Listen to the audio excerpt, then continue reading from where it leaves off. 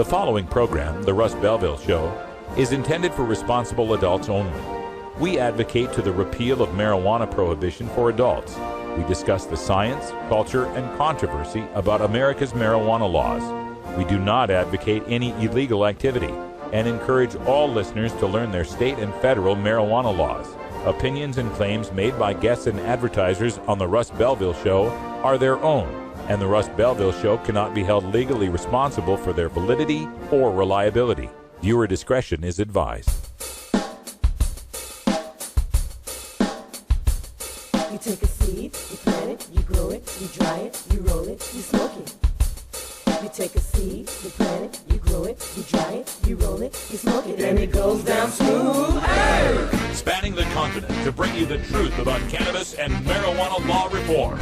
I smoke pot and I like it a lot.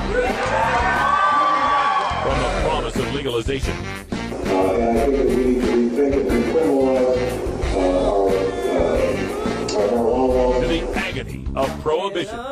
One major responsibility is to encourage people to use less drugs. The Russ Belville Show, the voice of the marijuana nation. Yeah, I hear you had a question for me. Now, here's your host, Radical Russ Belville. Good day, tokers and tokets, and welcome to the show. It is Tuesday, March 11th, 2014, and it's got to be 420 somewhere in the world. So glad you could make it with us on our journey to our cannabis freedom. It's going to take a lot of steps to get there, but those steps are getting bigger and faster as time goes along. Hell, 10 years from now, we're going to look back and wonder why marijuana was illegal in the first place, at least in a lot of states. I don't know if we'll get legalization in every state in 10 years, but I have my hopes up. I believe in all the states out there. I believe there's legalizers in Texas and in Minnesota and in Ohio and all over this great country that want to see an end to cannabis prohibition. And with the results we're seeing from the first two states, I think they're going to be eager to jump on board. On today's show, we're going to be talking about getting marijuana legalized. In the Radical Rant, we're going to talk about how your true legalization means nothing if it doesn't get on the ballot. The art of political compromise coming up in the Radical Rant. At 5:30, we're going to do a little drug war data mining and show you how to find information on currently filed bills, old bills, and all sorts of references for finding out the laws, the currently existing laws on marijuana. So stay tuned for that. It's a kind of a guided tour through some of my favorite research internet sites. Also on the show today, we're going to go behind the headlines because the California Chiefs of Police and the League of Cities, or whatever the hell they're called, they've gotten together to propose a bill to regulate medical marijuana in California. And it's pretty awful. We're going to take a look behind the headlines and show you all the details in that new Senate Bill 1262 to regulate marijuana dispensaries in California. Also, today is Electric Tuesday, so Electric Bob will be calling in for our daily Toker tunes. And he's got a great tune coming up for us today from a group that was called Solar Stone, I think. And the tune is called Voyager. I wonder if that has anything to do with Carl Sagan and the new Cosmos series that's out, but we'll ask him about that at 20 after. But the first thing we've got to get to is our 420 radio news, where in the headlines, the news I've been waiting for, folks. You know how I love data. We have got the data on sales and tax revenues from Colorado's first month of recreational marijuana sales, and it's wonderful news. Also, they're talking legalization in Missouri. The LA City Attorney is kind of playing both sides of the medical marijuana issue. Washington, D.C. can go ahead and petition for legalization, and a study from the Rand Corp says pot is up and cocaine is down. Stick around. We'll be right back after these messages from our 420 friendly sponsors. Support these advertisers because their ad money goes straight to the Russ Belville Show.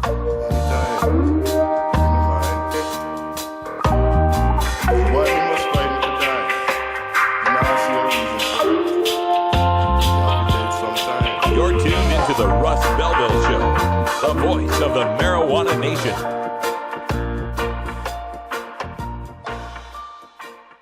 Hey, tokers and tokettes, Radical Russ here to introduce you to my friend Matt and all the staff at Lush LED Lighting. Growing plants indoors can be a rewarding hobby, but electricity bills can go through the roof. Then you have to cool down all those big hot lights. It can drive a grower insane. With Lush LED lighting, you can solve many of these issues and double your rewards.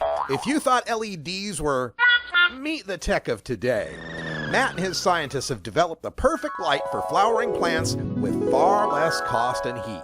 And the results?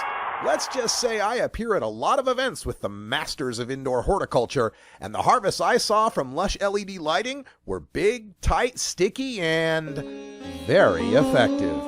Check out LushLEDlighting.com right now and tell them Radical Russ sent you. Double your rewards and lower your expenses with Lush LED lighting.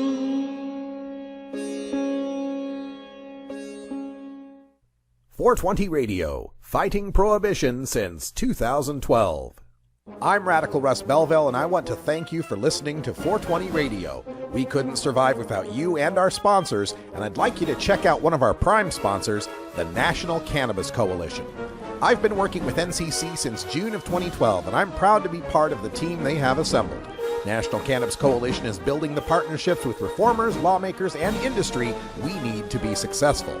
Visit the National Cannabis Coalition website at nationalcannabiscoalition.com or the easier-to-remember ncc420.com. That's where you'll get the exclusive first look at my radical rants, as well as informative articles from the nation's top cannabis pundits. Visit ncc420.com today, and if you have your phone handy, text Russ to 420-420 to support NCC and 420 Radio. It's a free text message that helps us help you end adult marijuana prohibition. Learn more at ncc420.com, and thanks for supporting independent marijuana legalization public radio.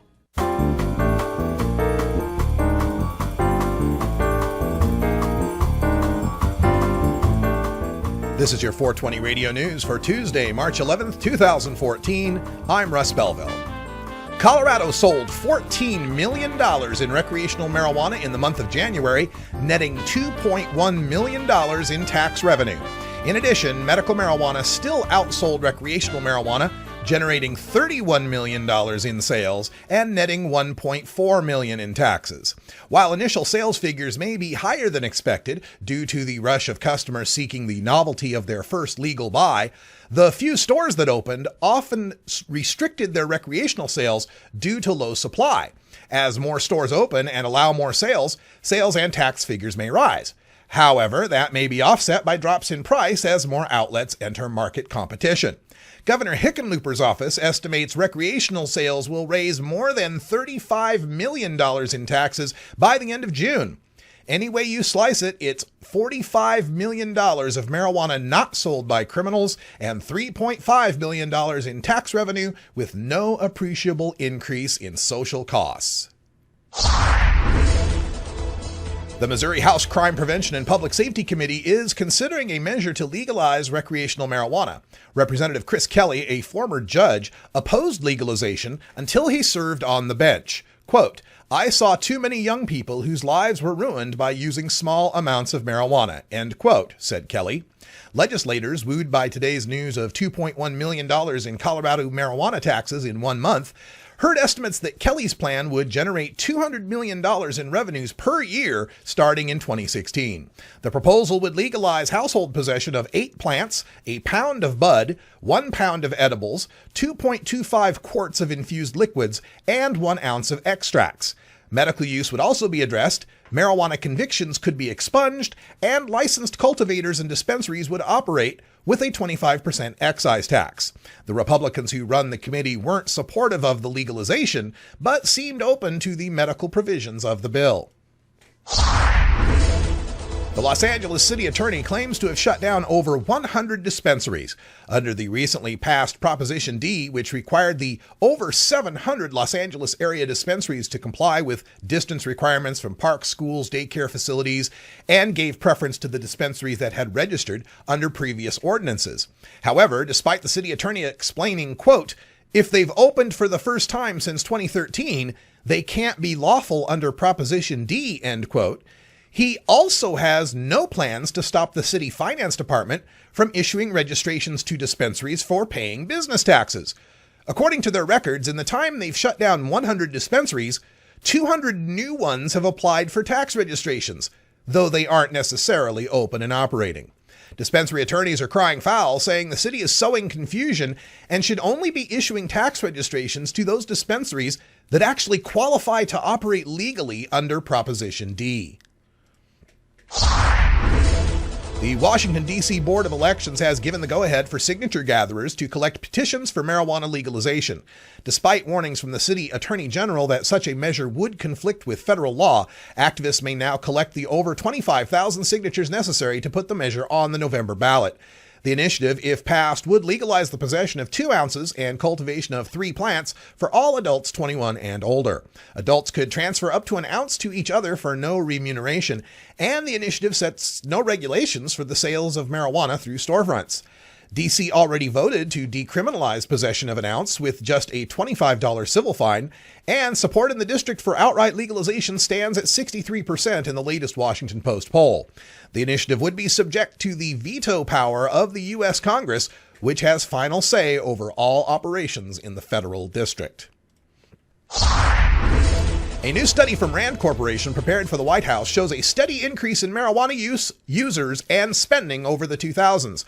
11 million Americans used marijuana at least once per week in 2000. That number is 17 million in 2010. Overall, drug spending nationally has remained steady at $109 billion, but that spending has drastically shifted from cocaine to marijuana. In 2000, cocaine spending was twice marijuana spending. In 2010, marijuana spending is 50% greater than cocaine spending. Heroin use and spending has remained steady, and meth peaked in 2005, then drastically dropped.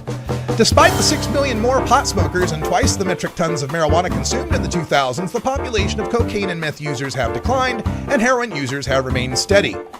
So much for that gateway drug. This has been your 420 Radio News for Tuesday, March 11th, 2014. I'm Russ Belville. Transcripts of 420 Radio News are available at 420radio.org. When we come back, we'll go behind the headlines of California's Senate Bill 1262, the proposal to regulate medical marijuana statewide. You're listening to The Russ Belville Show on 420radio.org. We'll be right back.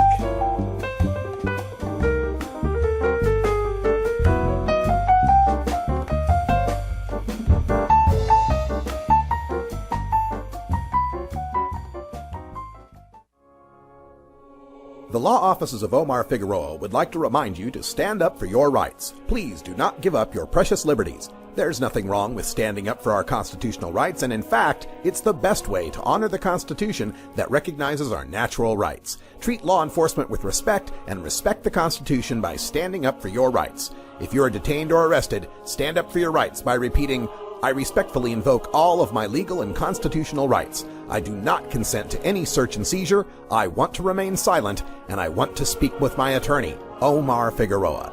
Omar Figueroa has more than a decade of experience in federal and California courts and graduated from Yale University, Stanford Law School, and Trial Lawyers College. Please contact the law offices of Omar Figueroa at 415-489-0420 or 707-829-0215 or on the web at omarfigueroa.com.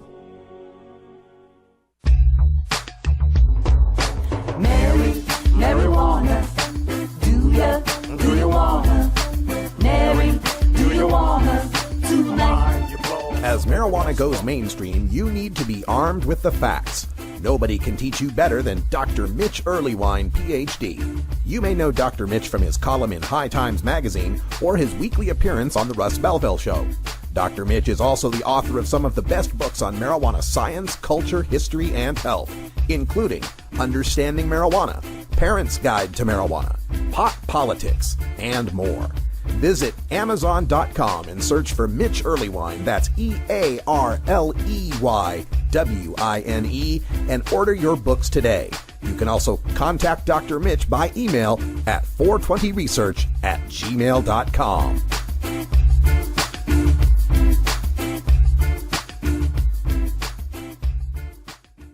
Hemp Radio starring Patty Cakes from Orange County, California.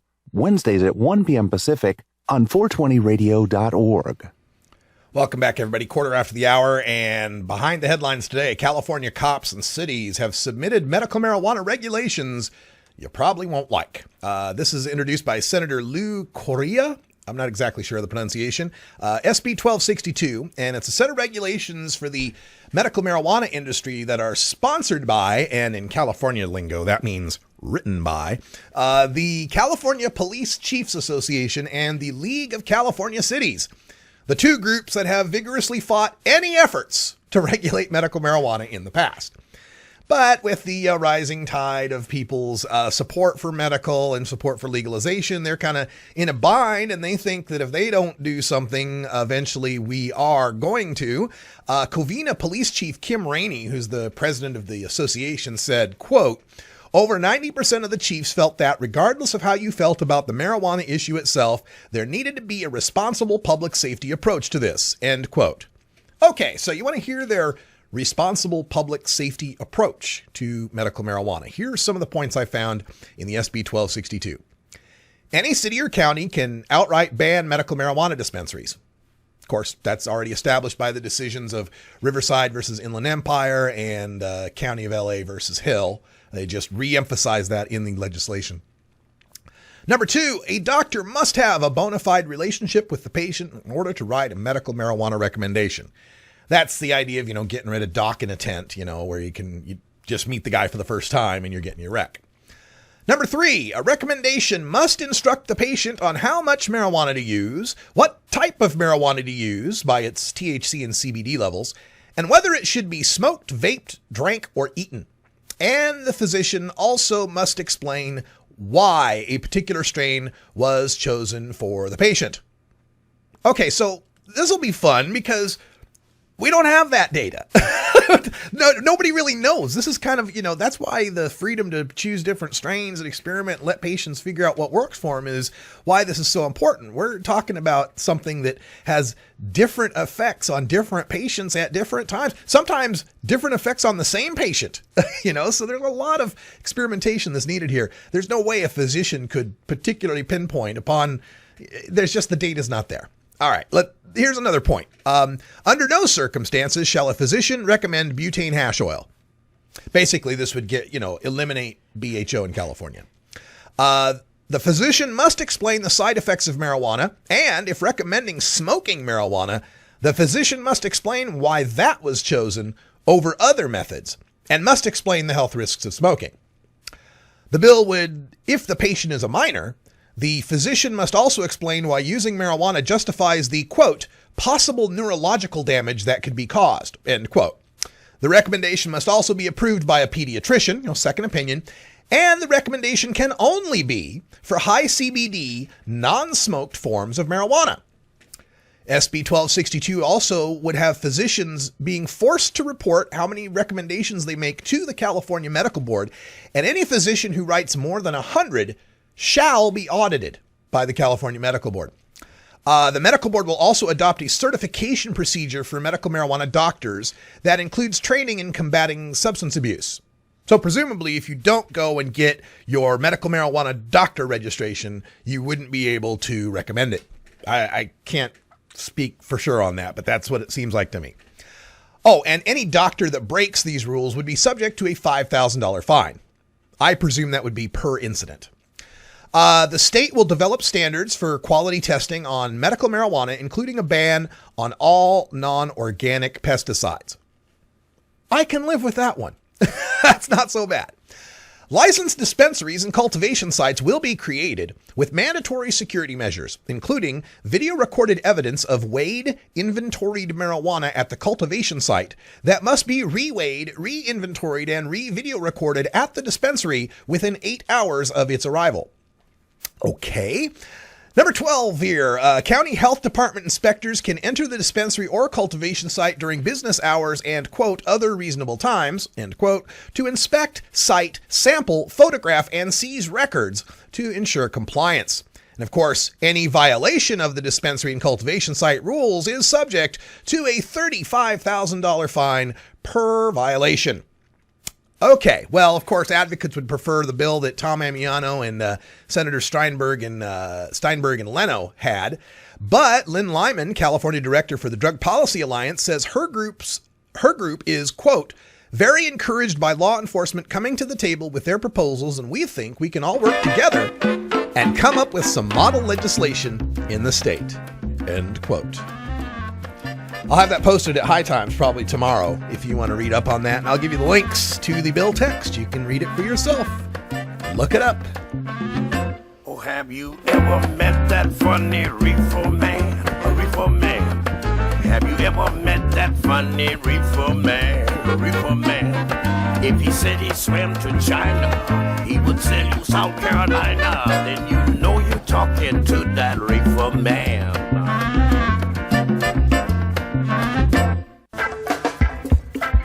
I'm Sub Cool from Team Green Avenger. At TGAgenetics.com, we are working on the leading edge of medical strains. Our strains are rigorously tested for THC, CBD, THCV, and other critical cannabinoids. Know your grow. Check out our genetic diversity at TGAgenetics.com, the home of Jelly Bean, Jack the Ripper, Vortex, and other award-winning cannabis strains.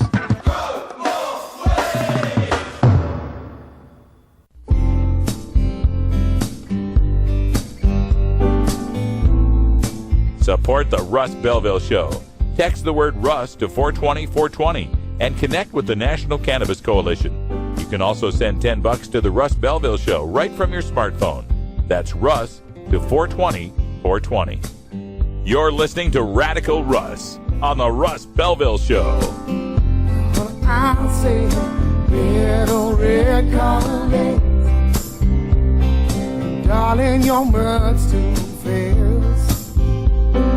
Little red carpet, you need a lover that's gonna lay on the road again.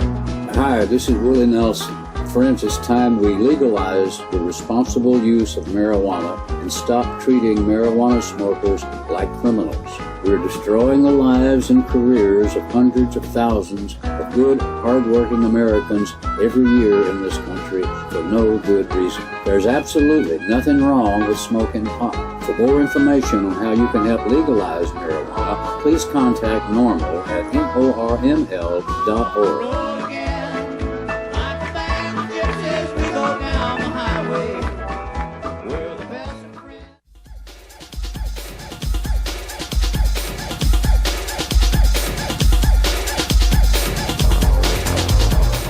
Everyone knows music and marijuana go together, so let's wind up our 20 after break with the Russ Belville Show's Daily Toker Tunes, the best in pod-safe 420 music from around the web.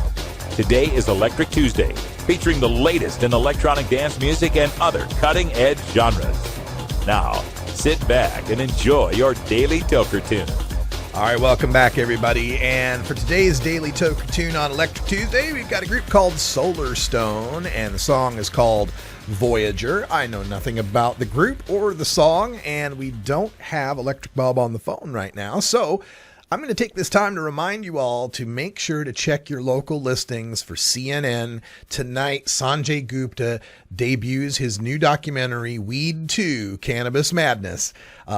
It's the madness over cannabis, not that cannabis is mad. But anyway, it's basically the follow-up to his groundbreaking August documentary on called Weed, where we all learned about Charlotte Figi and so forth. And he says he's doubling down on medical marijuana, is going to show more patients and more breadth of patients that are using THC, you know, that have various ailments, so that people don't get stuck on the idea that it's just constituents, that it's just one part. In fact, I was reading today a piece that was posted in promotion for this documentary, dealing with the story of Dr. Raphael Meshulam out in Israel, who discovered the constituent of marijuana that gets you high. He discovered THC. And it went on to describe Dr. Meshulam explaining how Marinol didn't work because the patients found it was better to work with these various cannabinoids in concert with each other.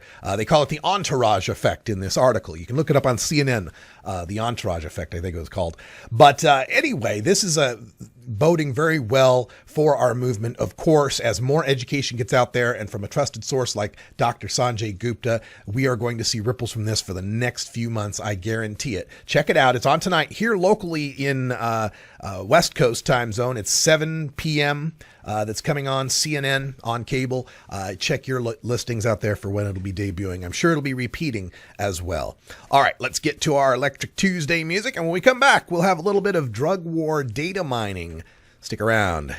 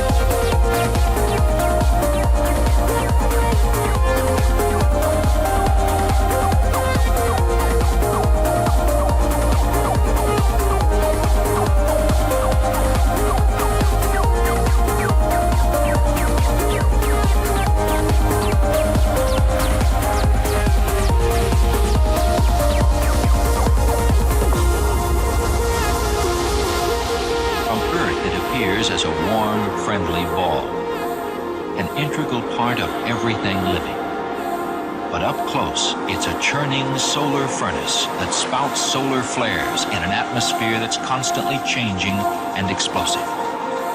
Little wonder that our star, the sun, has been the focal point of scientific investigation for centuries.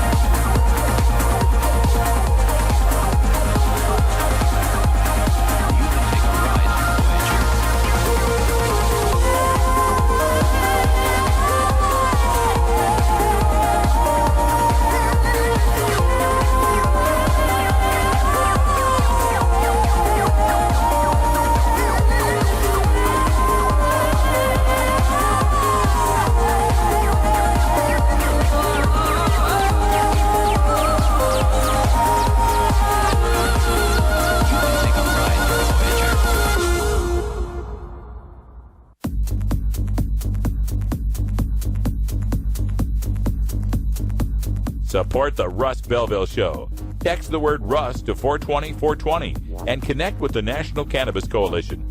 You can also send $10 to the Russ Belville Show right from your smartphone. That's Russ to 420-420. You're listening to Radical Russ on the Russ Belville Show.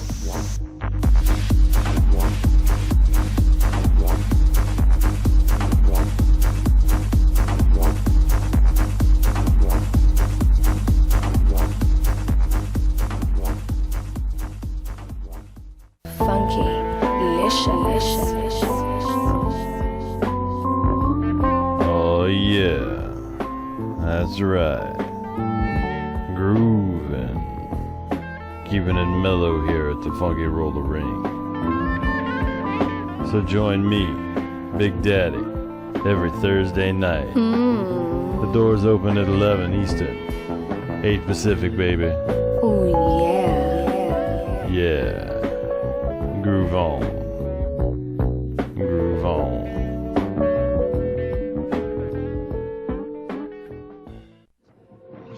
Who's them?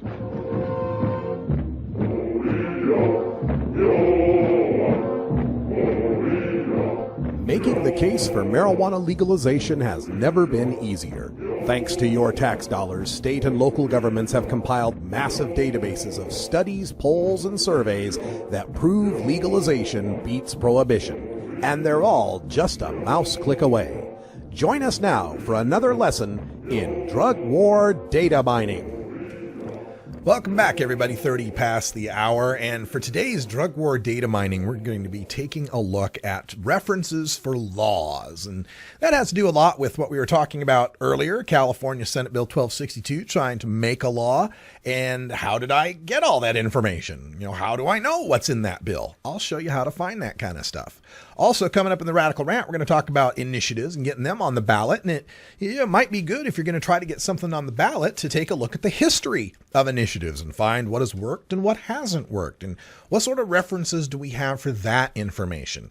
And what sort of references do we have for the existing laws out there on legalization, decriminalization, and medical marijuana so that we can copy and paste and crib from what works here and what works there? Let's take a look at some of that in today's drug war data mining. We're going to start off today. And by the way, if you're in our chat room, you can follow along. I'm going to turn the links on, and I'll be posting the same links that I'm using. You can follow along if you like, and you can get these sites bookmarked. The first one I want to take a look at is called Ballotpedia. Like Wikipedia, right? And this is a website at which they keep track of every ballot initiative, for any subject, not just marijuana, that has been entered. And it's a open source thing, so people are adding to it constantly. There is one specific page you can get to, which is the Marijuana Initiatives page. It's marijuana_initiatives, and I've posted the link in the chat room. And it's marijuana on the ballot. And as we scroll through it, what's nice about it is you can see the ballot measures based on the state they're from or which year they were proposed. I'll zoom out just a little bit here. And also you can take a look at the ones that did not make the ballot. So scrolling through these, looking by state, you can see all the attempts made in Alaska, Arizona, Arkansas, California, Colorado, Florida, Idaho, Maine, Massachusetts, Michigan, Missouri, Montana, Nebraska, Nevada, Ohio, Oregon, South Dakota, Washington, and Wyoming. And you can see if you're looking at some of the dates on the screen, like this one, the Wyoming Marijuana Legalization Initiative for 2016. So things that are being proposed for the future are there as well. If we look at our state of Washington, the Washington Marijuana Decrim Initiative, 685 in 1997. Give us a click on that and we can find out what happened in 1997. It was initiative 685. It was defeated. It lost 60-40. It lost 60% to 40%. And this was decriminalization in 1997. Other links will give you the text of the measure, shall penalties for drug possession, how it was filed, how many signatures it needed, other links. And oftentimes it will take you to links, for example, for the Secretary of State's office and the official election results from that state, news reports about the issue, and so forth. Hitting the back button, we'll see more Washington State. The Initiative 692, the Medical Marijuana Initiative in Washington State. And how it was approved and passed 59-41, pretty much. So there you have it. When you want to look up any of these initiatives, you can usually find them here at Ballotpedia, whether they're existing ones or new ones coming up on the ballot. The Oregon Legalized Marijuana Initiative for 2014 is here in Ballotpedia, trying to collect 87,213 valid signatures by July 3rd. And again, back at the original source, we don't have to be limited by picking them out by state. If you're interested in a more historical look, you can go by year. And that way, all the pending 2014 and 2016 and, well, actually, yeah, the 2014 and 2016 initiatives are there. So there's Alaska's legalization measure that has made the ballot, Florida's medical marijuana initiative that has made the ballot, and the rest that are still trying to make the ballot. We also have the list of initiatives that did not make the ballot. And these are just alphabetized. So we can see, the various California acts that didn't make the ballot, and the Idaho Medical Choice Act that didn't make it, Oregon's ballot measure in 2008, legalization in 2012, 2010, these various ones that didn't make the ballot. So I've found that through my time working in this, that Ballotpedia has been pretty invaluable as far as a reference for getting information about the history and the various ballot measures. It's a great place to start. Now, another thing you can do, of course, is just use the power of Google. And oftentimes when you're using Google, the key to it is understanding what is the word that, the special word that's going to get you where you want to go. A lot of times when people are looking up for an initiative, they'll, the legalization initiative or whatever, it really helps if you know the name of the bill. So, for example, we had the rant or the behind the headlines earlier on the California Senate Bill 1262. So if you go California Senate Bill 1262, that'll probably get you where you need to go. But one extra little word you add can make your search go so much faster, and that's the word text. Bill text. And that usually finds you a link that's going to get you where you want to go. You see the word text in that particular link.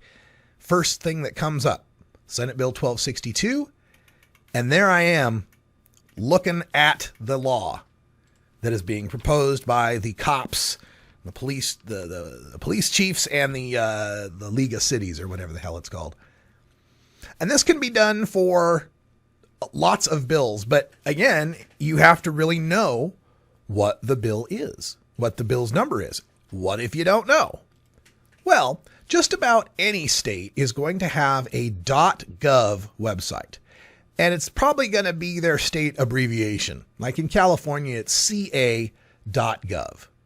And then it might have something before it, legislature or something else. But you don't have to know that.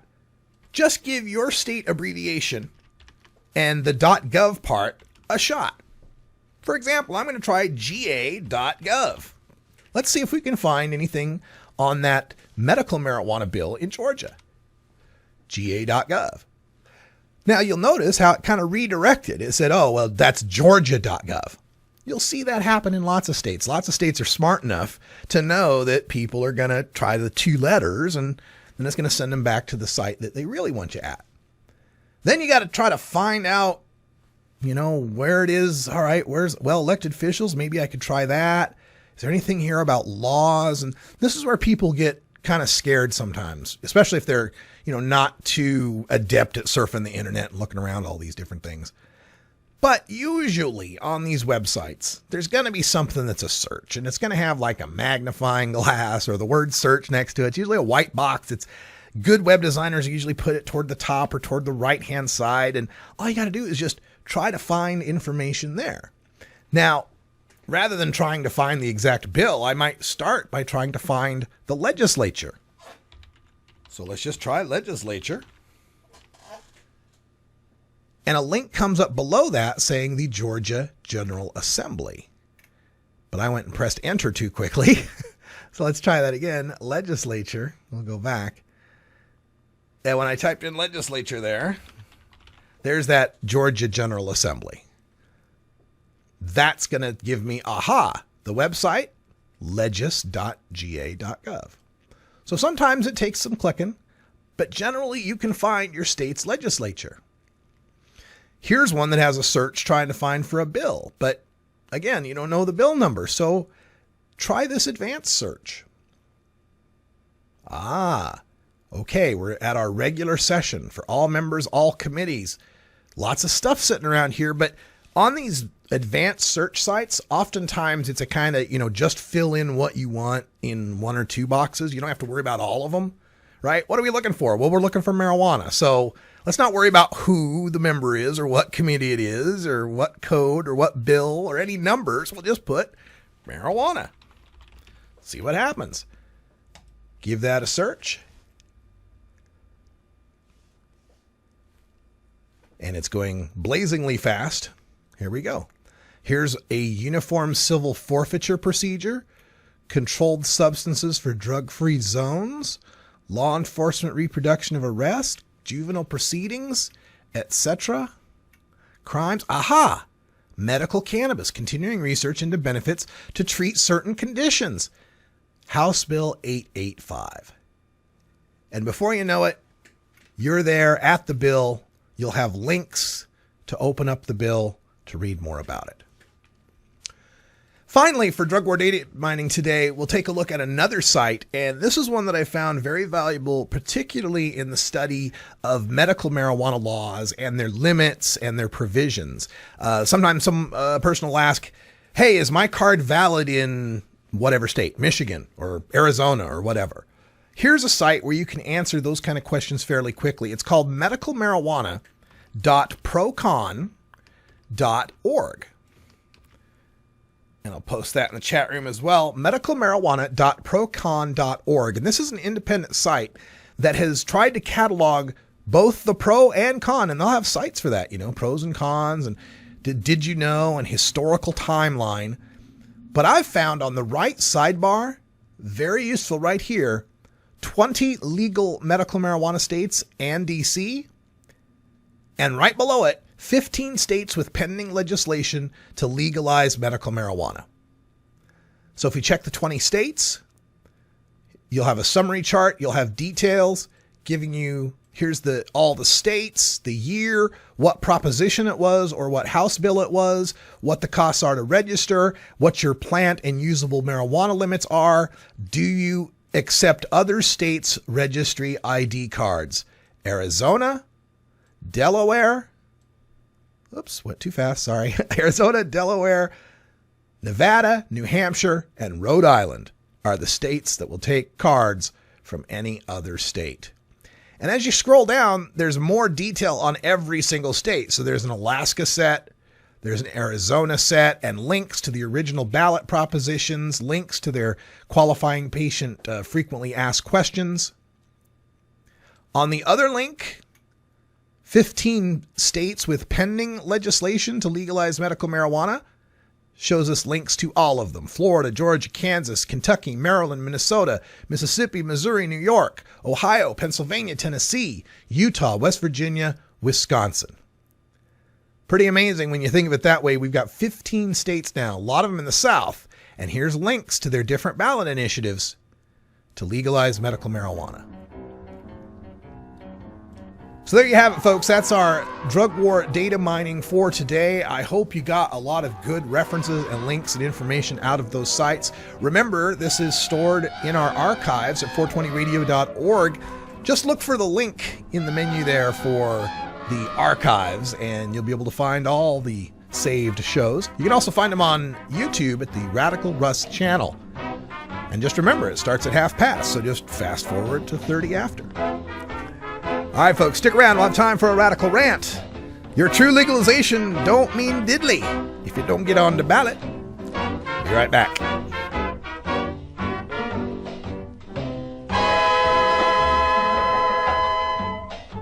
The Russ Belville Show is blogging and podcasting daily at radicalruss.com.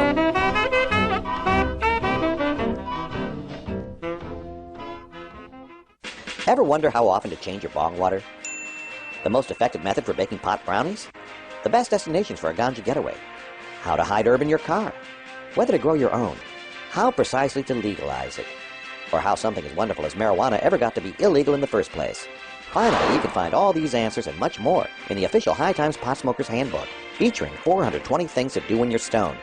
Since 1974, High Times Magazine has covered marijuana in all its aspects and wonders, from cultivation to legalization to the herb's enduring and exalted place in popular culture. Packed with inside information, the official High Times Pot Smoker's Handbook rolls all of this collected wisdom together into a single indispensable ganja guide, including an entertaining look at marijuana's history, profiles of herb-friendly travel destinations and festivals, favorite potluck recipes from the High Times staff, smoking skills, advocacy and activism, essential marijuana movies and songs, profiles of famous cannabis strains, comprehensive growing information, celebrity endorsements, and much more. This is truly, finally, the ultimate guide to green living. 420 Radio, your ticket to the Boston Freedom Rally.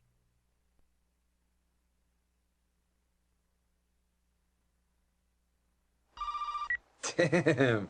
Hey. How did she get home? Man, I was so high, I didn't... Are we cool? Tim, you know me. That's not me.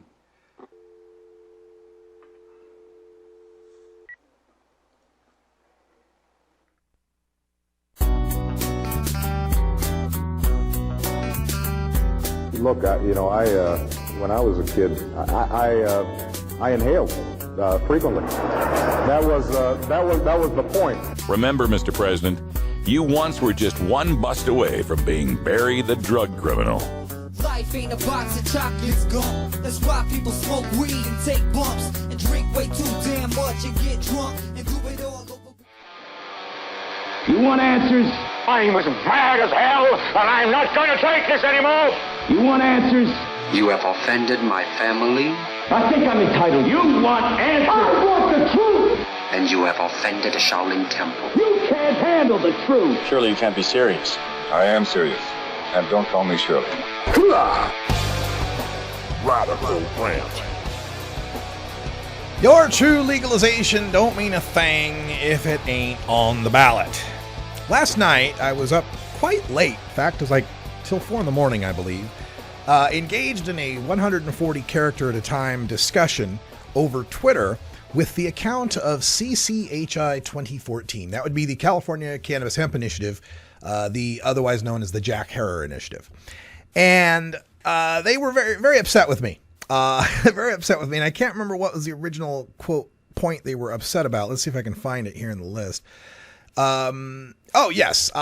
It was the Ganja Queen, who was someone else I'd been arguing with, pointing out that 56% of California would vote for the CCHI 2014 if it made the ballot. 56%. Now, she's referring to a poll. They polled specifically on CCHI, and it got 56%. You know, kind of like how Prop 19 was getting polls in the 55s and the 56s, months and months and months before it made the ballot. So anyway, read the poll, December 10th, 2013. 56% of California would vote for CCHI. Okay. And my reply to that was, yes, 96% of men would vote for free blowjob Mondays if it was on the ballot. Your point? I mean, CCHI isn't on the ballot and won't be. And that's where things blew up. That's where CCHI got involved. And so I just wanted to cover some of these things. And the number one point that I'm trying to get under people's skulls here is winning elections costs money. Period. You got to have the money. I don't care what your plan is. I like CCHI. Hell, I love CCHI. 99 plants, 12 pounds, free all the pot prisoners, $10 pot taxes. Hell yeah, that's awesome. But it don't mean diddly if it ain't on the ballot. And I have been involved now with these grassroots legalization efforts for like 8 years now, and see so many good people with great intentions who want freedom banging their heads against the wall, trying to come up with the perfect legalization that they like, and not getting anywhere with it because it's not the legalization that 50% plus one of the voters like, or it's not the legalization that people who can fund these things and have political pull like. Now, I bring this up and I get all sorts of ad hominem stuff coming back at me. You should be called conservative, Russ. Yeah, what was the other one? I can't remember. It doesn't matter, right? I get a lot of this, ad hominem, and I just keep coming back and asking the question. Why is there no money? All right, so if there is 56% support, and this is the ballot measure that everyone wants, why doesn't it have money? Why isn't it on the ballot? And this is where they'll come back and say, now the next part that comes along in the Twitter war was the demonization of Ethan Nadelmann. Oh, Ethan Nadelmann doesn't want it. Ethan Nadelmann wants corporate control. Ethan Nadelmann only wants 6 plants and 1 ounce. Ethan Nadelmann, as if he's some sort of demon. First of all, I know Ethan Nadelmann. I've known him for years now. Ethan Nadelmann wants as much freedom as the rest of us want. But what Ethan Nadelmann wants is to be able to turn to people with 2 commas in their bank accounts, maybe even 3, and say, hey, if you give me 7 figures of money, I'll see that it isn't wasted. I'll see that something actually happens. And in order to do that, he consults experts and polls and talks to legislators and figures out, various game plans and tries to figure out which one's going to work. And apparently he looks at CCHI and sees something that ain't going to work. Now, is he right? Don't know. It could be absolutely wrong. Does it matter?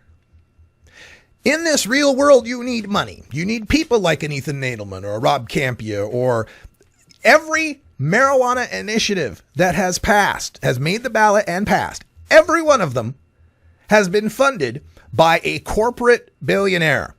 Peter Lewis, John Sperling, George Zimmer, and George Soros, for the most part. 4 billionaires. And yet, they'll come back at me with these rants about corporate control and monopolies and, the corporations and the 1% and the elites. Okay, I'm a little sympathetic to those arguments. Aside from these 4 elites who passed helped pass every medical marijuana law, including the cherished Prop 215, which was going down in flames until 3 of those billionaires stepped up and got the funding for the signature gathering. But aside from those 4 elites, what happens when one of the initiatives that actually made the ballot to legalize gets there without one of the elites? What happens when it's an actual one of us, an actual marijuana grower, an actual marijuana patient, and not a patient, but an actual patient, a guy in a wheelchair, a guy who starts with nothing and builds it up in the community, builds it up and builds up enough money, $1.5 million, his life savings, and gets marijuana legalization on the ballot. Let's see, how did they treat him? Yeah, that was Richard Lee with Prop 19 in 2010, and they vilified him. They called him a corporatist. They said he was setting up a marijuana monopoly in Oakland. Folks, you want to know what this marijuana monopoly is? It's the monopoly of people who have enough business acumen, business sense, business plan, funders, and sense to be able to operate in a legitimate business market. That's what it is. It's the bleating of people who've been getting by in a no tax, no regulation, all profit, prohibition price world, who see they won't be able to compete in the legit business world, filing taxes, following regulations, like the rest of people have had to do in their businesses for all time. And when they want to say I'm conservative, Russ, you want to say I'm not radical enough, I say there's nothing more radical than standing up right now and calling bullshit on some of the woo-woo, fairy dust, pixie pie in the sky notions that so many people in the marijuana movement who are calling themselves leaders and asking people to donate their time and their effort and their reputations, when time after time after time after time after time, the same thing happens. They get together to write the perfect initiative. They say, gosh, if only X number of people give Y amount of money, or gosh, if only X number of signature gatherers gather Y number of signatures. Folks, any legalization proposal that starts with if X number of people do Y is going to fail. That is what I have seen throughout this history of marijuana reform initiatives that I've been tracking. Now, the ones that passed, let's take a look at those. You got Colorado, Amendment 64. Pot people wrote it, along with a state that had fairly well regulated pot, Although by California standards, they would scream. By Washington standards, they would scream, oh my God, in Colorado, you only get 2 ounces. You only get 6 plants. Oh my God. But no, in Colorado, they bore the brunt of it. They said, well, shit, we'll do our 6 plants, but fuck, how are they ever going to know if I have more? Really, as long as I keep my nose clean, it's not any worse than when it was illegal, and now I got even more cover. They kind of played it smart, went along with regulation, made sure everybody was getting a piece of the pie, getting some money, and when pot smokers were able to write a legalization, an amendment in Colorado, they were able to get it passed fairly easily without having to include per se DUID, without having to take out the home grow provisions of it. And you have an initiative in Washington written by an alcohol drinker whose significant other is a bartender and to be controlled by a liquor control board. Why is this person writing legalization? Because the pot smokers there couldn't get their shit together enough. They were still playing woo-woo, worshiping Jack Herer and not getting shit done. Now look, Jack Herer's a great guy. Opened a lot of people's minds to marijuana and its potential. Never got a damn thing on the ballot though. Tried hard, but the reality is you got to have money, you got to have compromise, you got to have leadership. And I'm just getting too old, and I got too many friends in too many red states that are fighting their ass off for the merest of protections. And I have to go see them and visit them across the country, and they look at me like, oh my God, what the hell is wrong with California? What the hell is wrong with Washington? And I don't know what to tell them. I mean, it's just, embarrassment of riches, their own bounty. I don't know. So this corporate idea, this monopoly idea, the marijuana is going to become corporate. We don't want it to become corporate. Define the term, please. What does that mean? Become corporate. I'm having a hard time imagining any value commodity on the planet that is not produced, bought, and sold by corporations. Now, do you mean corporate monopoly? Let's put the two buzzwords together. Corporate monopoly. That only corporations will be able to grow marijuana.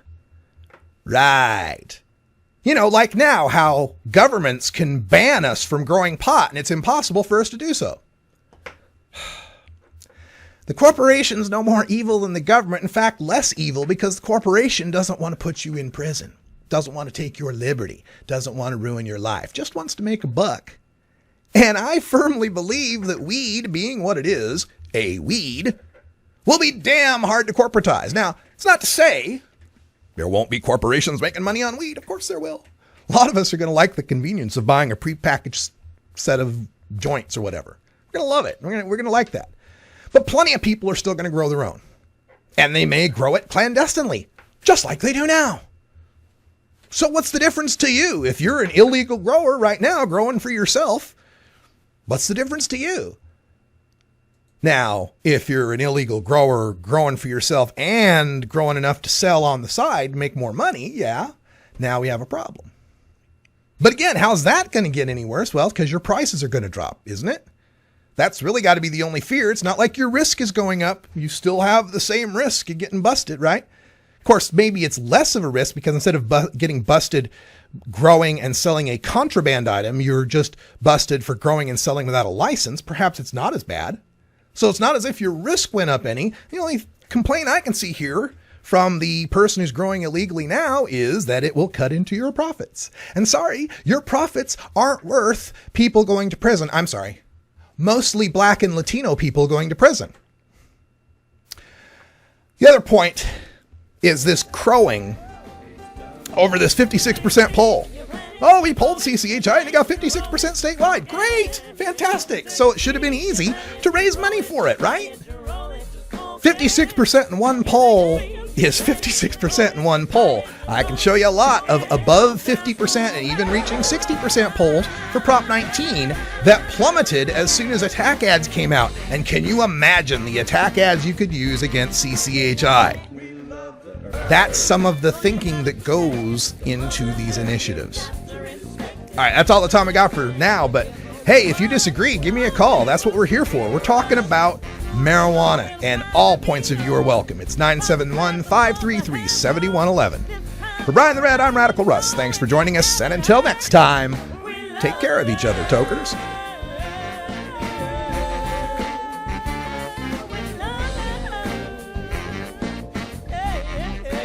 This is the Russ Belville Show. The Russ Belville Show is blogging and podcasting daily at radicalruss.com. You take a seed, you plant it, you grow it, you dry it, you